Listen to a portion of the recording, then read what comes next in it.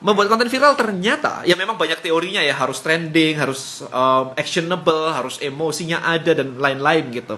Tetapi ternyata, membuat keberpihakan itu kunci viral.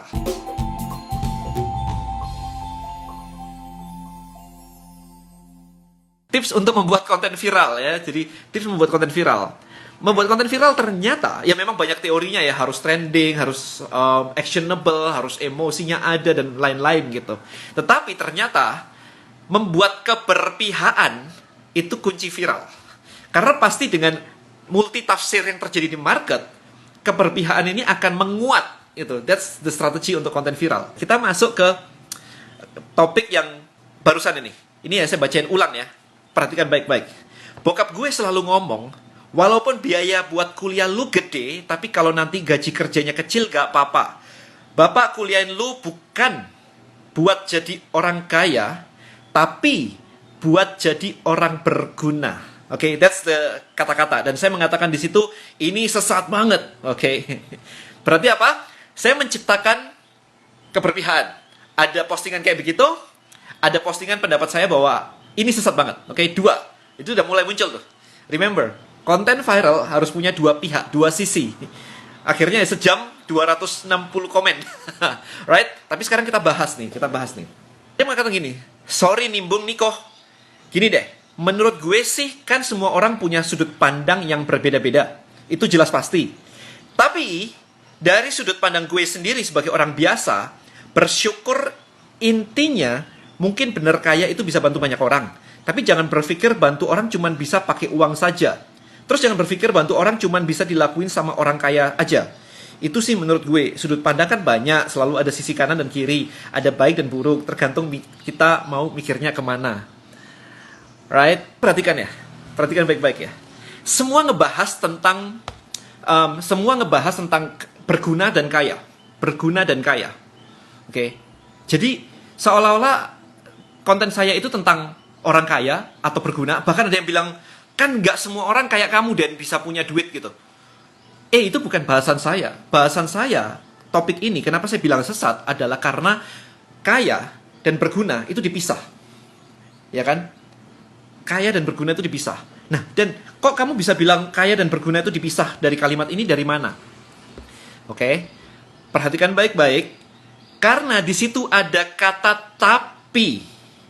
Oke, secara literasi, kata tapi itu meng-cancel kata sebelumnya. Ingat ya, ini kuncinya ya, Kata tapi menegasi kata sebelumnya. Coba kalau saya bilang, kamu sih cakep sih, tapi gimana coba? Tapi gini tuh, tapi gitu tuh, tapi tingkahmu tuh. Berarti kan sebenarnya, ada kata tapi itu menegasi sebelumnya.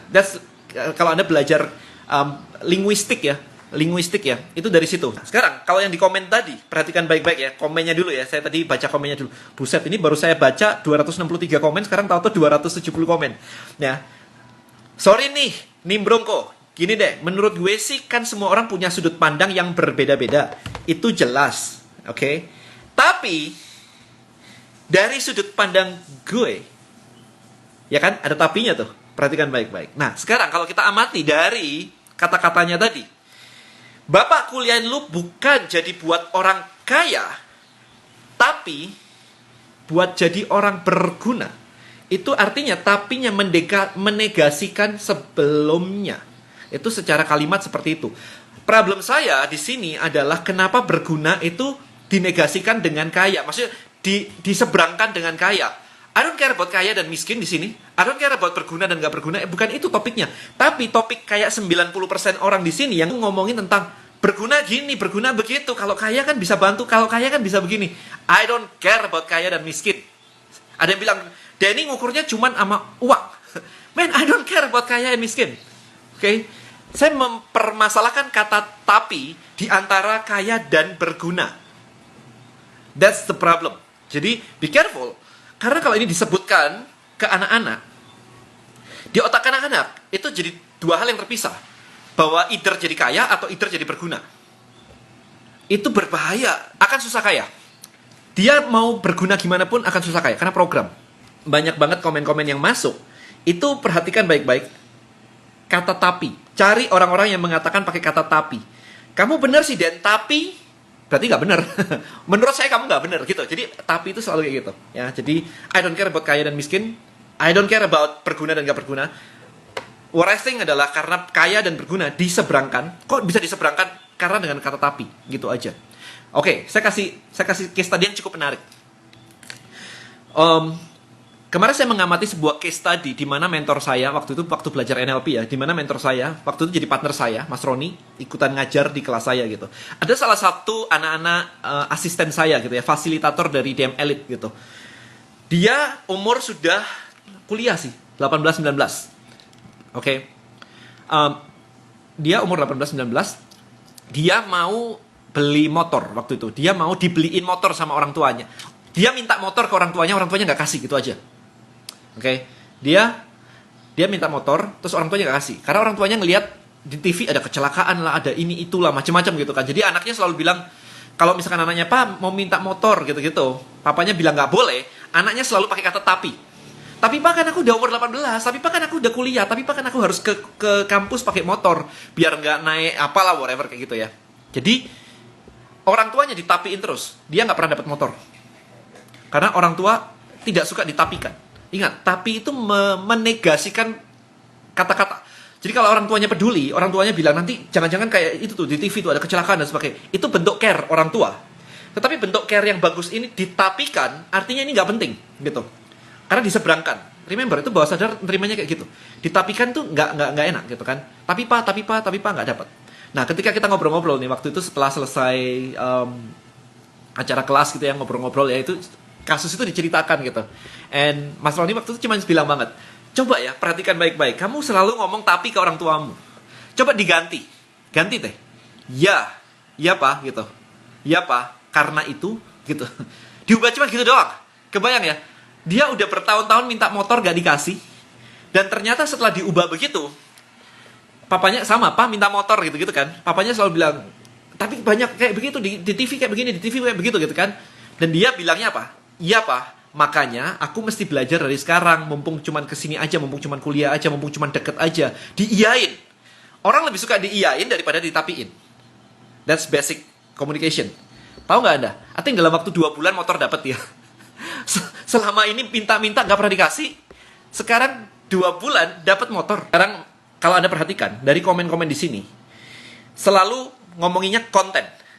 Ya, selalu ngomonginnya konten. Kalau ada dua hal yang dibahas ini, habisnya didebatin, habisnya berkembang kemana-mana tuh. Ada yang nanya nih, ada yang barusan nanya, emang yang postingan ini udah kaya? Ada yang nanya kayak begitu. Jadi kan benar-benar di luar konteks ya. Kita lagi ngomong tapinya, perdebatan, perseberangan kata-katanya, dan ada yang ngomongin yang posting emang kaya gitu. Gak ada hubungannya, mau saya kaya, mau saya miskin, gak ada hubungannya gitu sama ini gitu. Emang kalau orang miskin gak boleh ngomong gini, kalau orang kaya gak boleh ngomong gini, kan gak ada hubungannya. Selalu akan ke sana. Nah ini biasanya orang-orang gini takutnya akan keluar konteks ya. Diajak ngobrol apa, keluar sana kemari gitu. Nah ini nggak bagus tuh. Oke, saya bahas tentang konten sekarang.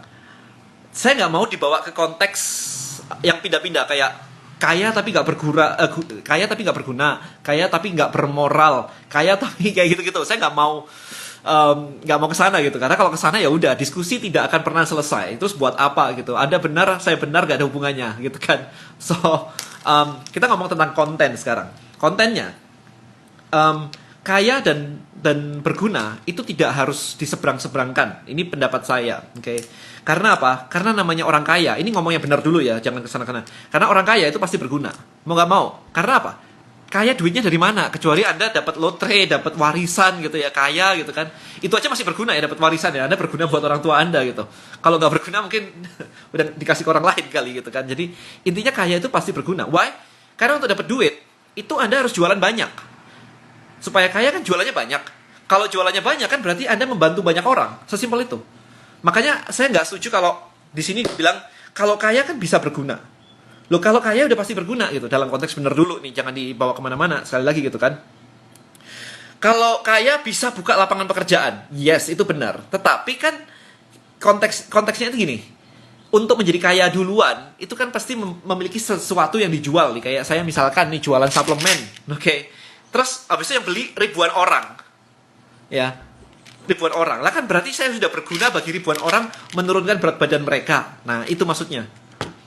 Gitu. Nah, jadi kadang-kadang kalau misalkan di teori kan selalu kayak cari yang trending, cari yang lucu, cari yang ya gitu-gitulah, ya. Actionable. Itu teori konten viral. Tapi saya menemukan beberapa kali, bahkan konten yang sesimpel ini aja gitu, postingan orang lain, ini trending nggak? Nggak juga. Actionable nggak? Nggak juga gitu. Tetapi memunculkan keberpihakan. Dan itulah yang menjadi kunci konten viral. Apparently begitu. Saya sering posting yang kayak begini-begini. Ini sebenarnya saya memang berbagi gitu loh, ngajarin loh bahwa ini ada gini. Makanya nggak saya bikin viral terus ya udah bikin viral terus bertengkar, nggak cuma gitu aja. Kan saya bikin viral, kemudian saya jelaskan, sebetulnya memang berbagi sih. Saya nggak ngecas apapun. Ini memang berbagi, men, gitu kan. Nggak juga jualan seminar atau apapun. Ini cuma literally berbagi gitu ya. Jadi memang benar-benar saya suka berbagi kayak begini, ya. So hopefully Anda mendapatkan manfaat yang luar biasa. Semoga kita semua tambah lebih kritis gitu ya ketika melihat orang ngomong tuh belakangnya kenapa, emosinya kenapa, latar belakangnya kenapa, kita mulai perhatikan tuh baik-baik. Alright, thank you so much guys. See you next video. Bye bye.